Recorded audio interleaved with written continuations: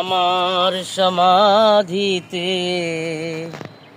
গোলাপের কড়ি দিও, সোহাগ বাতি দিও জ্বালিয়ে। হ্যাঁ বন্ধুরা, মরহুম ওস্তাদ ইব্রাহিম খাঁর কথা আমার মনে পড়ে গেল আজকে এই গোলাপের কুড়ি দেখে। আপনারা কি দেখেছেন গোলাপের কুড়ি? আপনারা ভাবেন ছোট্ট গোলাপ ফুটবে, যে ফুটেছে ফুটি ফুটি করছে, সেটাকে মনে করেন কুড়ি?